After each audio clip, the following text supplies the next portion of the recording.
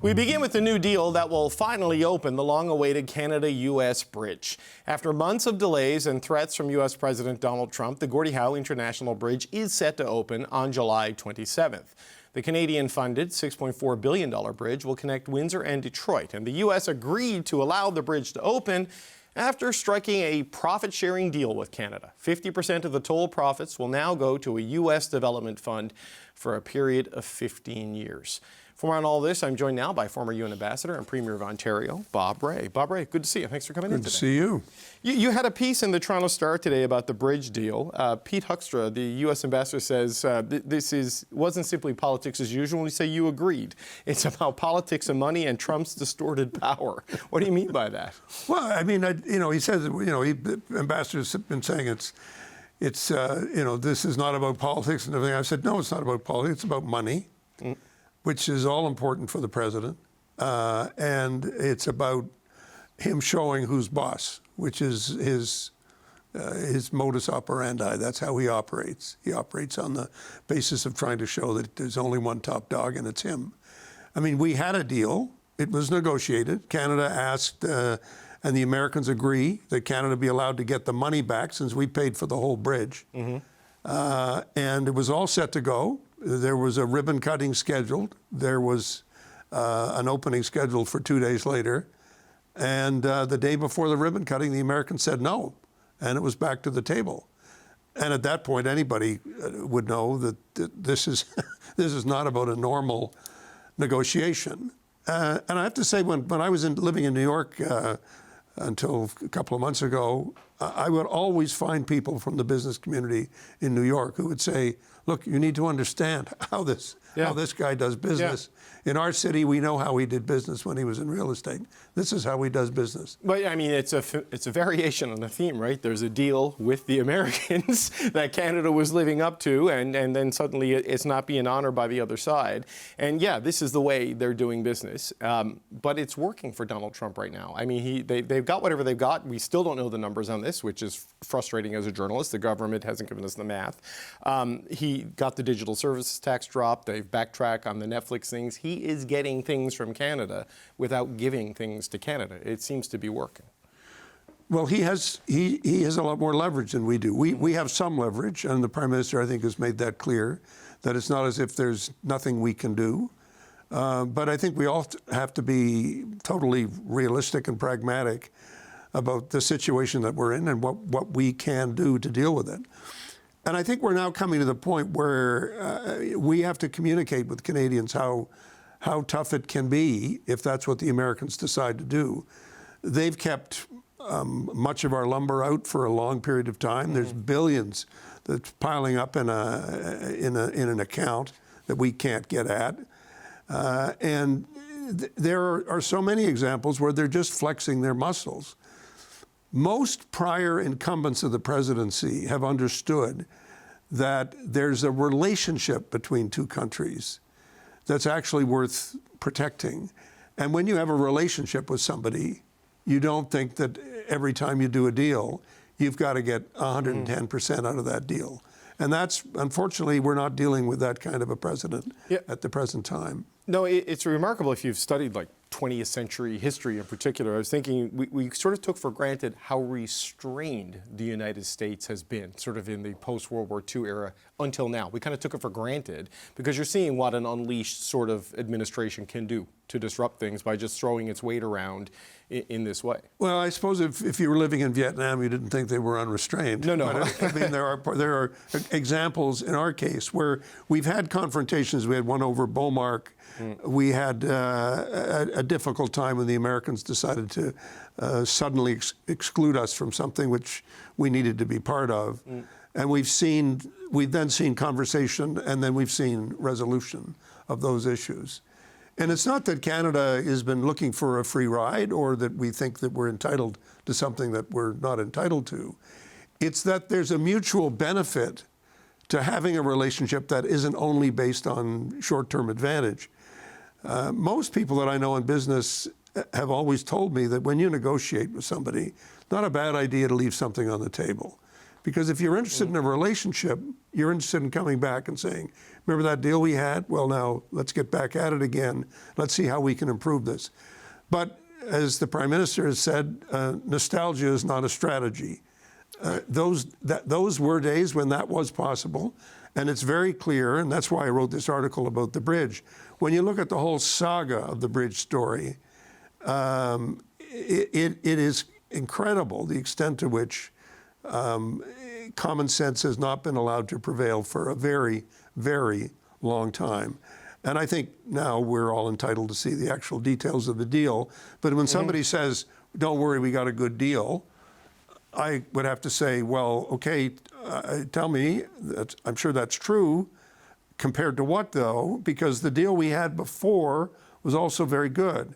And don't forget, there's, by my count, about 12 days between now and the 27th. A lot can happen in 12 days. A lot can happen in 12 days. So when you say it's opening on the 27th, I said, really? Well, yeah. It's scheduled to open. But I take your point. And this is, the criticism is that this is another concession, another cave by Canada, by the Prime Minister, in terms of giving something in return for nothing. How do you view this? Because they do get the bridge open. So is it a necessary sacrifice to get that going, or is this a cave? Having a bridge open is important for us. And establishing a bridge that's going to deal with the volume of traffic is good for us. And that's been the reason why conservative governments and liberal governments agreed to build the bridge. And in the end, the conservatives said, we'll just pay for it. Yeah. And people might have said, well, that's a cave. And you say, well, no, not if we set up the structure that we're going to get the money back. And we will get the money back. It's just going to take longer. And when it takes longer for you to get your money back, do the math. It costs you money. Yeah. But it is important for us to have the bridge open, and it's important for us to have a working relationship that can keep operating. Yeah. But we haven't really got down to the brass tacks of the deal yet. No, and we've been trying to find out the specifics of what the dollar amount is, the sacrifice. We'll get it. Well, we'll see. I mean, because these things. First of all, I mean, a bridge like this isn't built to be a revenue generator. It's meant to be an economic piece of infrastructure to boost productivity and shorten economic distance. The issue, seemingly, based on the reporting, is that the Maroon family, which owns the Ambassador Bridge, which has had the monopoly on the most lucrative trade point on the continent, they may have to lower prices to compete with the new bridge, or they could lose very much their economic model, and that piece of infrastructure becomes diminished in its value, and that's why they got involved with Howard Lutnick, right? You got to understand something. This deal, the Ambassador Bridge deal, and even though, I mean, the bridge is named after me, Ambassador, for which I appreciate it. I'd very happy with that. You on the Canadian side, Pete Hutcher on the other side. I'm prepared to give that up in order to say this. Another concession. Another concession. Look, they've made a potload of money out of that bridge. Oh, no, they've done well. No. They've done better than well. Yeah. They've made off well, very well. And we need to understand that monopoly is extended for a very long time. In fact, it's unprecedented, I think, to have two governments agreeing that a private company will have a monopoly forever. Yes. Without anybody being able to compete with it. And I don't think that's Canada's view has always been that's not the deal. And that we're fully in the rights in saying there has to be a competitive opportunity for people. I mean, there is the tunnel, but there's a lot of stuff you can't get through the tunnel. Yeah. So it's important for us to have this bridge, and I think the Maroons have no source of complaint. They've made off very. Oh no, there's no question. Excessively, I would say. Look, as a quick final point, you sort of drew a parallel between the Ambassador Bridge, this bridge saga, what's happening with the Strait of Hormuz, choke points, controlling trade between countries. It's interesting that Trump sort of ran on a policy goal of lowering prices, and these are things that have increased prices.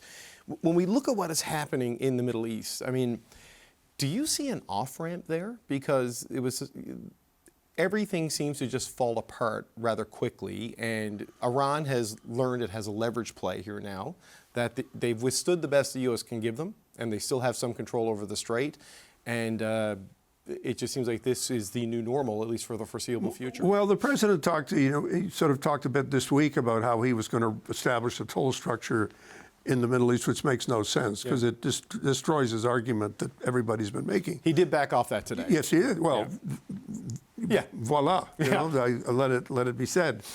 But so when you say to me, what's the off-ramp? The off-ramp is pretty much what the choice that he makes, because when you're looking at Iran's situation, for Iran, for the regime that's there, this is a matter of life or death for the regime. Mm-hmm. So they're not going to give ground easily or at all. And I increasingly believe that the pressure will grow and build from within the Iranian population. I think the pressure will grow within and around from all of the neighbors who've been treated so terribly by the Iranian regime. And I don't think the direct attacks from the United States are adding anything to that equation. And if there's an attempt by the Iranians to set up a permanent tolling structure, I think there's a lot of regional governments and other governments that get a lot of stuff out of there that are going to have something to say about it. So I don't know what else we can expect from this situation. Yeah, and he's got a big speech coming Thursday night, so we'll see. We'll see what that is, and that will probably prove me completely wrong. Yes. Which makes me an expert along with everybody else. Well, Bob Rae, wrong or not, we'll have you back as former ambassador to the UN, former Premier of Ontario. Bob Rae, good to see you, man. Thanks. Thanks. Okay, we're going to do some business now with the Power Panel. We've got Emily Nicola today. She is a columnist for Le Devoir. Supriya Dwivedi was an advisor to former Prime Minister Justin Trudeau. And Lisa Raitt is a former Conservative cabinet minister. Good to see you all. Lisa, unless one of you three know exactly how much money we're foregoing in potential profits, we remain in the dark on exactly what the concession was here to get to this point. How do we assess whether this was a good deal for America, as Trump says, or a good deal for Canada, as the Prime Minister says, a good deal for both, without some firm data here? I think I can see the reason why the United States would want to renegotiate the deal, and not just the political side of it. I mean, Bob Rae is probably right in everything that he said, but from the practicality of it, the unique part of the Gordie Howe Bridge is the fact that the United States really has had no say in terms of what the toll rates were going to be. So it's one thing to say that, we're going to put aside some money. They want tolling now. They want to show revenue. That is Mr. Trump, kind of puffing up and saying, I got something that nobody else could get. But what they really did need, and what they did get, is a concession in terms of having at least some kind of discussion with the United States when it came to setting tolls. If you look at the Peace Bridge, if you look at the Niagara bridges, those bridges actually have equal amounts of Canadian and American appointees on that bridge for operation and for setting tolls. There's actually an ability for the United States to have a say, as there is for Canada. In this case, it's completely run by the Canadians. They can set whatever tolls they want to set. So for me, I can see and understand why the United States would want that concession, and I don't understand why Mr. Carney isn't talking about it. This is easily explainable. This is not a terrible thing, because the cost of keeping that bridge closed, quite frankly, is expensive in terms of, I think I heard from somebody, they did some math, and for 6 months that bridge is closed, puts a year off for Canada break even on the way that the economics work on it. So it's a real deal paying for the operating costs while we're waiting for the United States to decide whether or not they're going to allow us to open it. Okay, so the ratio is 1 to 2. For 6 months to keep it closed, it's an extra year of carrying the interest costs and paying extra cash. So it really is. Yeah. Right, so just on a straight revenue basis, it's an opportunity cost that's not worth bearing, and then you lose the economic lift that this infrastructure is supposed to create, right? Yeah, not opportunity costs, real hard costs, David. Like, you got to pay for the operation of the bridge, even though it's closed. Like, those costs continue to tick on. Opportunity cost is what you're talking about, the economic development, the better analysis of what's happening in terms of our trade. All that stuff isn't quantified. It's just the hard costs associated with owning something that you're not allowed to make revenue on. It's like owning an apartment building and you're not allowed to rent it out. Okay, so Supriya, help me understand then. If the argument is as clear in economic terms as Lisa says, and she did play a bit of a role in this whole bridge thing getting done when she was in the Stephen Harper government, why not more explanation on what the give up was to get to this point? Because I think people understand this is another example of the Trump administration not living up to a deal that the American government signed, and this is it. Why do we not yet know what this is costing us? I mean, in short, clearly the Prime Minister's office needs to be calling Lisa a little bit more to have them write out to get proper talking points into place. Because, you know, to your point, I don't really understand, because I think the fact that every day that the bridge was closed was going to then cost us real money is enough of a compelling argument. I think the problem also that's compounded all of this is that there's been a real drip drop of information, right? At first we got, you know, a general sort of news that the bridge was going to be open, and then like slowly yet surely some details started to be leaked over the weekend, you know, into early into the week, and we still don't really have all of those details. And I think with respect to, you know, Mr. Carney himself and the Prime Minister being somewhat I guess, reticent to provide more information, I would just caution them that anytime there's like a vacuum of no information going in, people will just fill that with whatever the heck they want. Yeah. And so even if the information is that we perhaps gave up or conceded more than we would have originally liked to have agreed to, the reality is that that's still going to be ultimately better than whatever folks are running with online. And you don't really want to give any of the opposition parties, but particularly the Conservatives, you know, reason to sort of fill those gaps with their own narrative. Yeah, and you know, Emily, I think Lisa's analysis is probably bang on here, right? That it is just not worth it to fight this on principle versus all the damage you would have economically, right? By not and costing. And I've been talking to people in government trying to get the math here from them. And they say, well, we kind of don't know yet. It depends on this, it depends on that. I'm like, that bridge didn't get financing without toll and revenue projections. And I do not believe this government, with Mark Carney as Prime Minister, Emily, would sign a deal without knowing what the numbers were. So, like, you have them. Can we have them? And so far, we can't. And, you know, I don't know why. Emily, what are your thoughts on where we're at with this whole thing?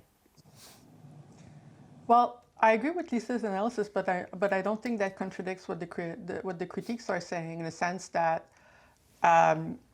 it's a lose for Canada to even have a conversation at the point of a gun, which is that the United States might let the infrastructure that was built by Canada not open.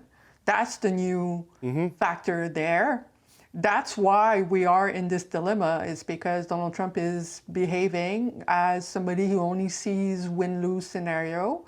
And so we have to factor in that if we don't agree to what the U.S. says, the bridge might not open at all, and then we lose. But under a different American administration, in fact, under any American administration in the U.S. history, this will not even be a scenario that's on the table that makes us negotiate what we just negotiated. So I think everybody's saying the same thing from a different angle. And I also think when it comes to Mark Carney's lack of detail, I take it more as a more macro issue that I'm seeing this summer in terms of the way Mark Carney communicates when Parliament is off. I've heard more details from him in terms of what his government is up to when he writes in The Economist or makes speeches abroad or makes speeches in New York than when he speaks to Canadian. When the government announced that they would not respect the climate change targets that Canada had set for himself, he did it on YouTube just before Canada Day, so no questions allowed. But then he does take question when it comes to the big announcements that he does want to focus on. And so we have a Prime Minister office that is really, really controlling of its communication strategy. And right now, any criticism that I might admit as a journalist is just falling into that fear, because he's so popular. But that is a style of communication that if he wasn't so popular, then would create issue and people would start noticing that this is the way he communicates. But I'd say it's more like a macro problem of he speaks to us when he wants to on the things that make him look good in his eyes, and the rest of it is just really up to us to figure it out. Where I feel like the country, in general speaking, is more and more on a need-to-know basis. That is an interesting point about the forward guidance video that was released just before Canada Day, sort of as a preemptive justification for the deal with Alberta on the pipeline, that emissions will go up and this is why it's necessary. And it completely undermines everything we'd heard from the Environment Minister, Julie DeBruzen, on we are committed to our Paris targets, we are committed to our Paris targets. You're not if you're doing this. And then your boss says emissions will go up, right? So that's a very astute piece of analysis there. But Lisa, on the point that Emily made off the top there about just the nature of this administration right now in the United States. Like, this bridge is not part of trade. It's not part of anything. This was a done deal, ready to go. It was a piece of infrastructure. And every aspect now of the bilateral relationship becomes transactional and open for business, at least is the way the Trump administration sees it, right? This is, who knows what's next? Well, especially in midterms. The thing with this deal was that Michigan really wasn't receiving anything at all.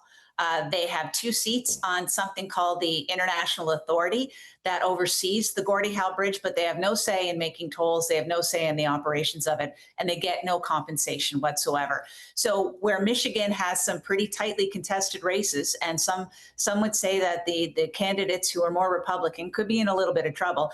Number one, they want to be able to say, hey, look what I did. I got something from nothing. But on the other side, everyone in Michigan can see that bridge is ready to go and it's not open. And it was becoming a case where people were wondering, are we not opening this because of the Maroon family? Is that what this is all about? Seems like it. So I think that's why. Well, on the tolling part, yes. On the money part, I think it's about Trump beating his chest and saying, look what I've delivered for you.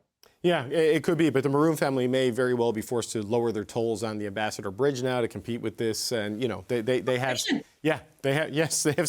Some people, a lot of billionaires don't like that, Lisa. That's what I've come to learn over the years. Not that I am one, but look, you mentioned the midterms. I want to go there because this fall we could see President Donald Trump lose some of the power that he currently wields in Washington. But this week there are new fears. Trump may try to change that fate because he's teasing this primetime speech this Thursday that reports out of the U.S. say is about the country's election infrastructure. I'd rather save it, but it's really big news. It's really, really big news. And our country has to shape up. But that's what we're going to be talking about Thursday is it doesn't get bigger. Because without free and fair elections, you don't have a country. We'll be discussing other things too, but it's going to be a very big announcement, yeah. Supriya, some alarm bells go off when you hear that, because they have been taking legal efforts to try to gain a measure of control in state-run elections and building a bit of a narrative that the midterms may not be legitimate. How do you view what the president is foreshadowing there? I mean, look, I think I've said on this very program that I believe he has been gearing up to declare some sort of emergency to cancel the midterms. I've said it multiple times even. And I've also said that we should probably be paying attention to the kinds of things he says, including in his, inaugural presidential address, where he said he wanted to expand the territory of the U.S. And now, just today he posted yet another picture to Truth Social that had the U.S. map over both Canada and Greenland. So the good thing about this president is that he doesn't exactly speak in code. He tends to be quite forthcoming with what he's thinking and what where he wants to go with things. But we should absolutely be alarmed. I mean, she's now the former director of national intelligence, but when Tulsi Gabbard was still at the helm, I mean, she was present as they were executing search warrants in Georgia, right? This would have been back earlier in the year. Her office also obtained voting machines from Puerto Rico. They didn't really find anything untoward in the end, but just the fact that you're having your intel chief mixed in with the election stuff doesn't really lend itself to normal democracy workings. And I think, I don't mean to sound alarmist. It remains to be seen what actually gets said on Thursday, but we should all consider the fact that the White House is currently selling Trump 2028 merch. Yeah, we're getting into that stretch run. Want to do. And we're getting into that stretch run leading up to November. And on that meme you mentioned, David Frum had a good line when he looked at the map where Canada's part of the U.S. He says, in this map, Mark Carney becomes the front runner for the Democratic nomination and next president of the United States. So it was an interesting little rejoinder there. Emily, what are your thoughts on this? Because there's kind of two election outcomes that exist in the MAGA orbit. Either MAGA wins or it's rigged. Right? Those are the two binaries, right. and this is not one the president has shied away from. Yeah, absolutely. There's a couple of scenarios. There's the scenarios of the election themselves become chaotic. There's the scenario as well that we're seeing more and more is that you're seeing an election result that is either contested if the Democrats win more seats, that is either contested by the White House or that is used as a White House as a way to basically ignore the Congress even more, which is to make the houses that would be Democrat controlled even less implicated in American policy, being that action being justified by the way that those elections were supposedly rigged.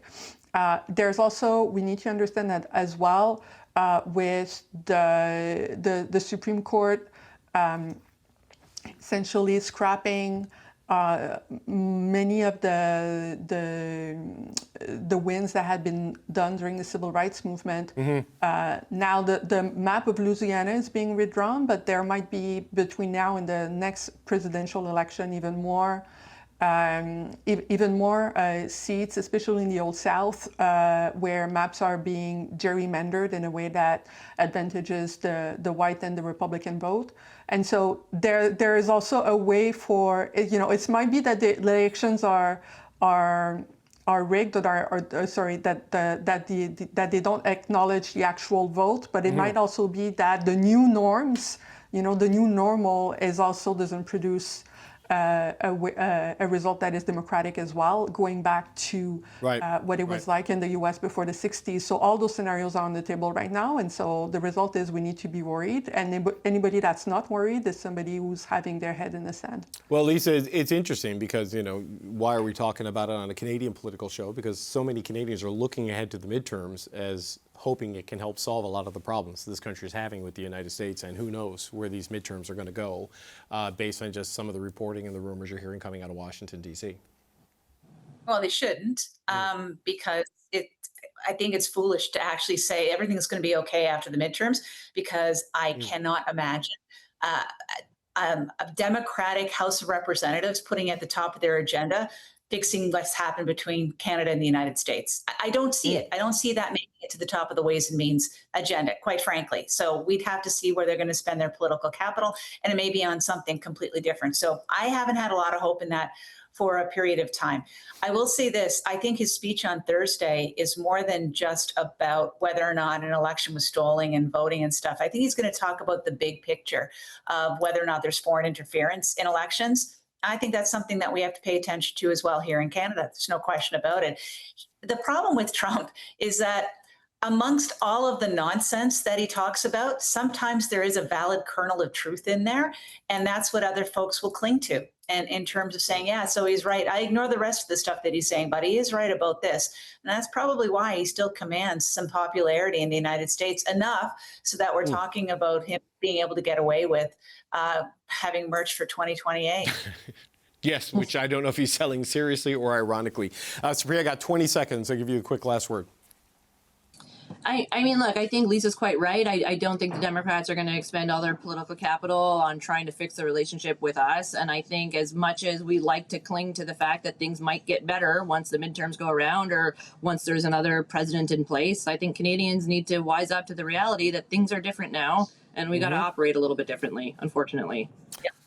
Well, on that happy note, we'll send people out to enjoy their summer evening. But no, you're not wrong. You're not wrong. I've been feeling the same way. It can change, but it can change for the worse. That's the problem. So, Supriya Dwivedi, Lisa Raitt, Emily Nicola, thank you all so much.